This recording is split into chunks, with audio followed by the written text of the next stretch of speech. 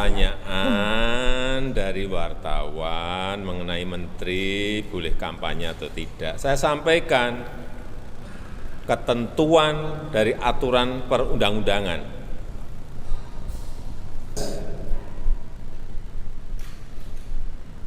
Menyampaikan di pasal 299 bahwa presiden dan wakil presiden mempunyai hak melaksanakan kampanye. Jelas. Jadi yang saya sampaikan ketentuan mengenai undang-undang pemilu. Jangan ditarik kemana-mana. Ya. Kemudian juga pasal 281 juga jelas bahwa kampanye pemilu yang mengikut sertakan presiden, wakil presiden harus memenuhi ketentuan. Tidak menggunakan fasilitas dalam jabatan kecuali fasilitas pengamanan. Polemik pernyataan Presiden Jokowi soal presiden boleh berpihak dan berkampanye terus bergulir. Apa dampak pernyataan Jokowi dan perlukah ada undang-undang yang mengatur lembaga presiden? Kita akan bahas bersama pakar hukum tata negara Universitas Udayana, Jimmy Z. Usfunan, dan peneliti Perludem, Usep Hasan Sadikin. Selamat sore Bapak-Bapak. Selamat sore Mbak Cindy. Baik, saya ke Pak Usep terlebih dahulu. Pak Usep, ini menarik ketika Presiden menyatakan boleh berpihak dan berkampanye asalkan tidak menggunakan fasilitas negara. Apakah pernyataan Presiden itu bisa berdampak pada proses pemilu selanjutnya? Iya, sebetulnya memang ada penekanan yang tidak kemudian kuat ditangkap gitu ya, yaitu persyaratannya itu sendiri.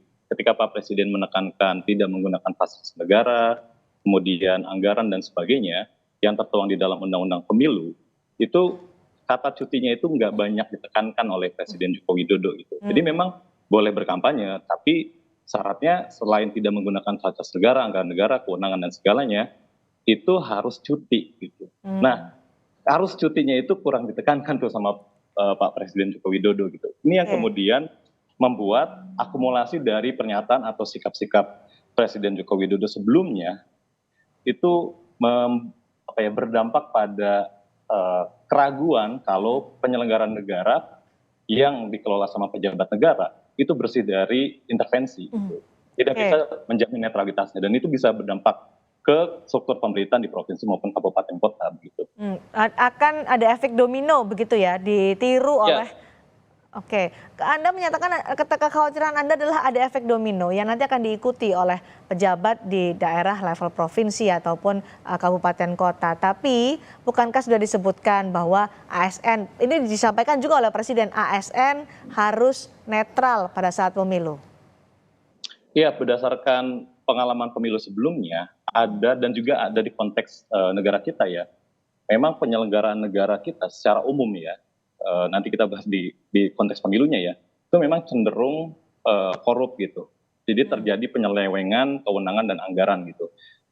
Banyak indeks yang menunjukkan ada rule of law index, kemudian CPI ya, corruption perception index yang menunjukkan aspek-aspek penyelenggaraan negara yang berkaitan sama kewenangan, gelontoran anggaran, nanti implementasi bansos di konteks pemilu itu rentan diselewengkan yang disimpulkan itu cenderung korup gitu.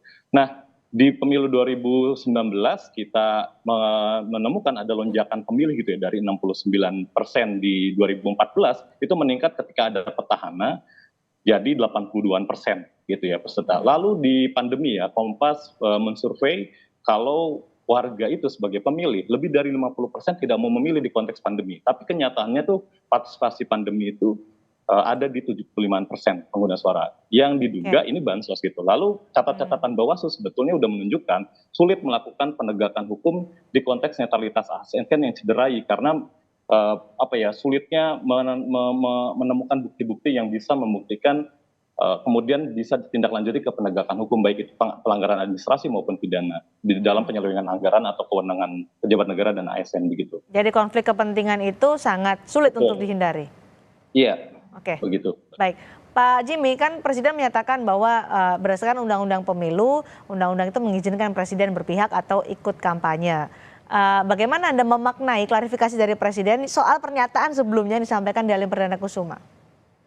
Iya, Mbak Cindy. Jadi kalau kita lihat dalam konteks Presiden, apa yang menjadi pernyataan Presiden Yang menjadi persoalan adalah kedudukan presiden sebagai kepala pemerintahan dan kepala negara.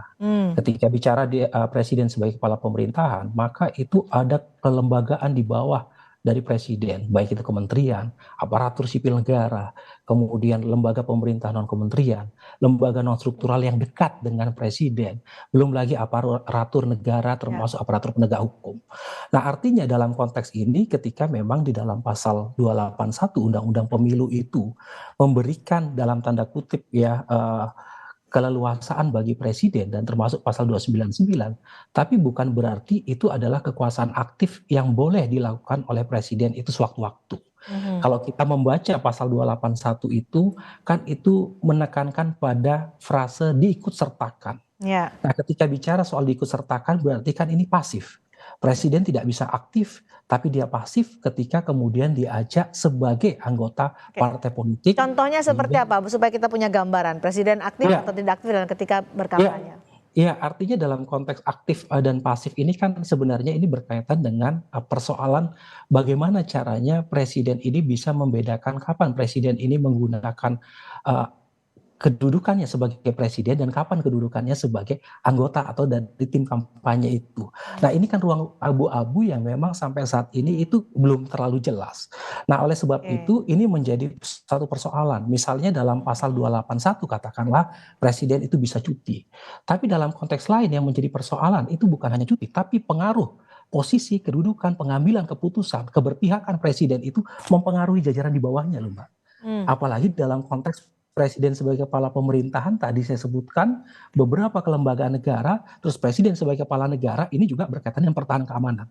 Nah, bagaimana caranya kemudian posisi presiden ketika ini berpihak dan melakukan kampanye dan memberikan satu posisi tertentu, bagaimana caranya mencegah untuk aparatur di bawahnya tidak dalam tanda kutip mencari muka.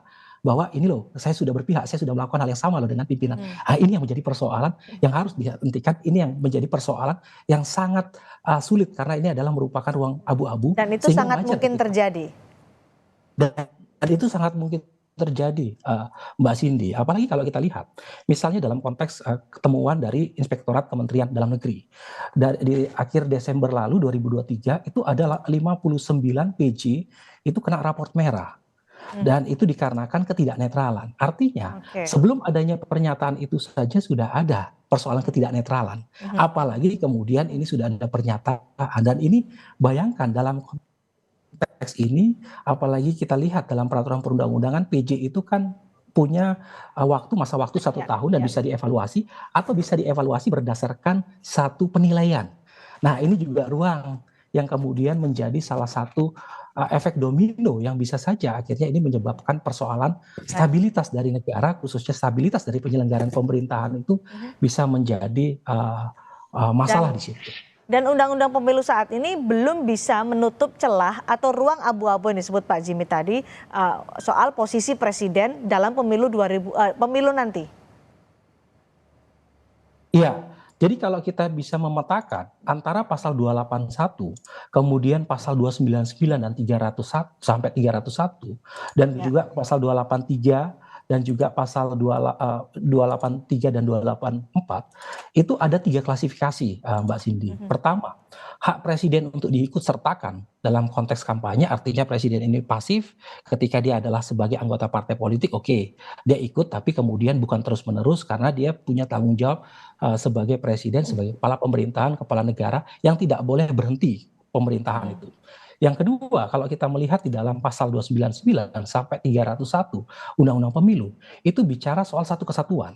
Jadi presiden dan wakil presiden punya hak melaksanakan kampanye. Tapi ingat, dalam pasal 300 Undang-Undang Pemilu, itu ada memperhatikan keberlangsungan tugas penyelenggaraan pemerintah daerah, dan pasal 301 ketika presiden dan wakil presiden itu ditetapkan oleh KPU sebagai calon presiden dan calon wakil presiden. Artinya, dalam konteks ini, hak presiden diikut sertakan, hak presiden berkampanye untuk dirinya. Dan kemudian dalam pasal 283 itu soal larangan bagaimana ketidakberpihakan presiden dalam kaitannya dengan tidak terlalu memunculkan keberpihakan supaya menguntungkan salah satu, karena ini berkaitan dengan apa yang menjadi etika pemerintahan dan etika politik itu sendiri. Oke, Pak Usep, apakah Anda juga melihat ini bahwa ada kelemahan atau celah dari undang-undang pemilu sehingga bisa berpotensi pada konflik kepentingan dan apakah perlu ada aturan baru untuk mengaturnya?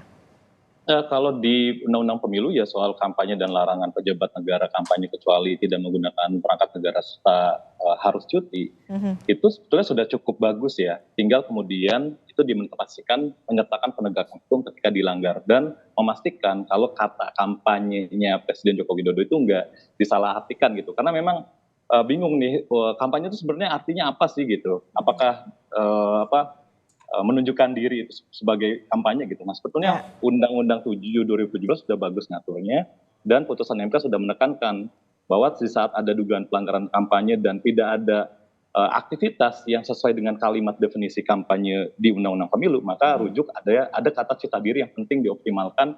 Jangan-jangan itu memang pelanggaran kampanye yang menyertakan fasilitas negara serta tidak ada aksi cuti di situ bagi pejabat negara. Nah, menurut saya juga sosok Presiden Joko Widodo itu penting untuk jadi pelajaran membandingkan sosok Presiden Joko Widodo di konteks pemilu 2019 di mana dirinya itu sebagai kepala negara, kepala pemerintahan sekaligus sebagai peserta pemilu presiden di pemilu 2019 gitu. Nah, kita percaya tuh Presiden Joko Widodo di konteks 2019 itu bisa tidak menyampaikan pernyataan atau sikap-sikap yang kontroversial gitu. Tapi ini malah ketika ini jabatan terakhirnya Presiden Joko Widodo, ini periode menjabatnya tidak ada petahana yang ikut pilpres, tapi kenapa pernyataan dan sikap-sikapnya itu banyak yang bisa dimaknai sebagai pengabaian dari peraturan perundang-undangan atau pengabaian hukum gitu. Misalnya saat Presiden Joko Widodo menggunakan kata cawe-cawe itu malah cenderung kita bisa tangkap sebagai intervensi yang melanggar netralitas gitu. Oke. Ketika kasus ada putusan Mahkamah Konstitusi itu menggambarkan adanya pengabaian hukum dan institusi hukum di situ. Baik. Yang Baik. itu kita tangkap sebagai intervensi Presiden Joko Widodo di dalam penyelenggaraan pemilu 2024 ini. Pak Jimmy, apakah Anda setuju dengan pernyataan Pak Usep bahwa Presiden Jokowi melakukan pengabaian undang-undang pemilu? Ya, artinya begini, pertama yang menjadi penting dalam konteks pemerintahan, itu tidak hanya kita mengacu pada suatu aturan, tapi kemudian mengabaikan yang namanya etika pemerintahan.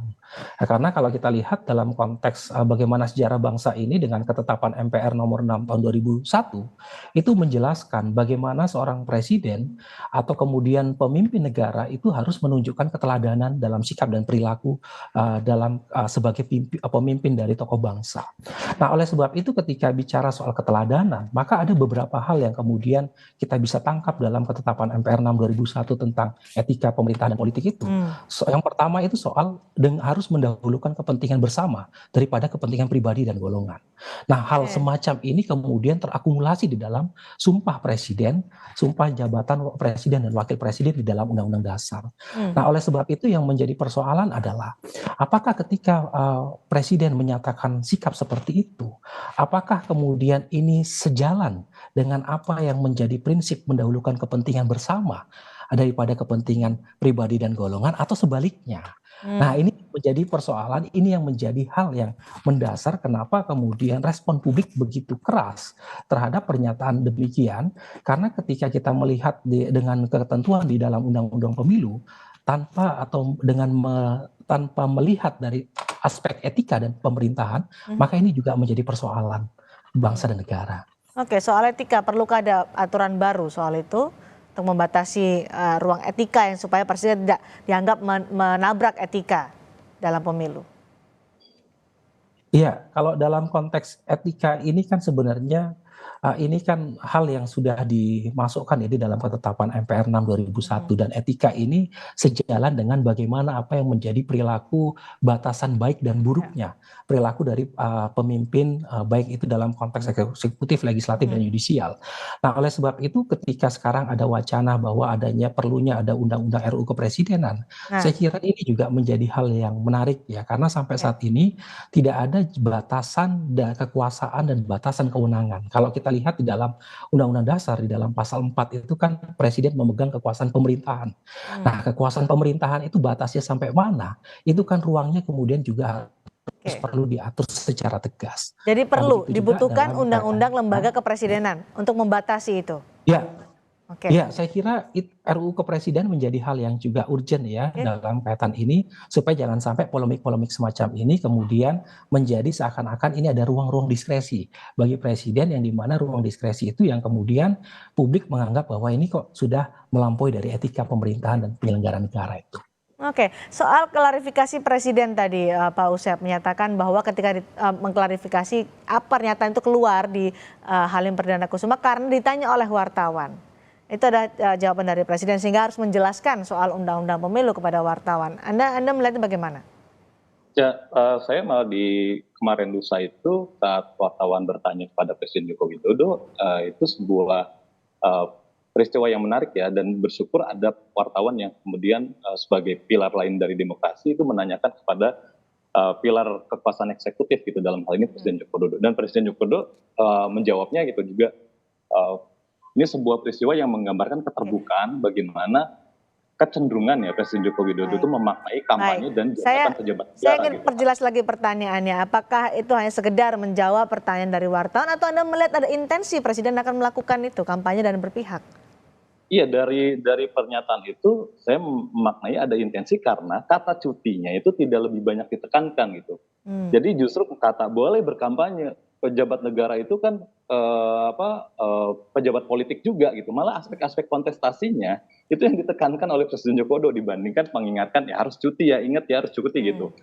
Itu sih yang kemudian kita bisa menangkap ada indikasi keberpihakan yang kuat yang kemudian kita jadi ragu jaminan netralitas penyelenggaraan negara ini. Itu satu ya. Ini kan terhubung juga tadi sama pernyataan atau sikap-sikap Presiden juga di peristiwa-peristiwa lain tadi ya, soal cawe-cawe, soal putusan MK, pencalonan anak Presiden Joko Widodo gitu. Jadi akumulasi ini yang kemudian membuat pernyataan yang tidak menekankan kata cuti itu jadi meragukan kita bahwa penyelenggaraan negara di dalam pemilu 2024 ini sulit ditagih netralitasnya. Gitu. Jadi Anda tidak melihat ini hanya sekedar menjawab pertanyaan wartawan yang disampaikan di Halim Perdana Kusuma, tapi ada tanda-tanda Presiden akan melakukan berpihakan dan berkampanye ke depannya. Iya, saya tadi ya, sosok Presiden Joko Widodo ini penting menjadi pembelajaran kita di dua konteks. Konteks pemilu 2019 yang Presiden Joko Widodo itu percaya diri gitu ya, sebagai kepala negara, kepala pemerintahan, memastikan penyelenggaraan pemilu itu bagus. Tapi di sini kok kayak tidak percaya diri gitu dengan posisi kepala negara dan kepala pemerintahannya. Malah jangan-jangan ini kekhawatiran untuk target-target pemenangan tertentu yang tidak tercapai, misalnya satu putaran atau partai tertentu yang bisa lolos ambang batas 4% di DPR gitu. Dengan ada undang-undang pemilu ini bahwa Presiden memang punya hak untuk berkampanye, punya hak untuk berpihak, tapi apa yang Anda harapkan dari Presiden Jokowi posisinya di pemilu 2024 ini Pak Usep? Ya tadi, saya berharap Presiden Joko Widodo itu sebagaimana di pemilu sebelumnya, di mana justru saat dirinya itu sekaligus menjadi peserta pemilu, malah bisa membuat kepercayaan publik bahwa penyelenggaraan pemilu bisa jurdil, luber, netral, bersih, dijamin kesetaraannya dalam kontestasi dan jujur adil begitu. Netralitasnya harus terjaga. Baik, terima kasih.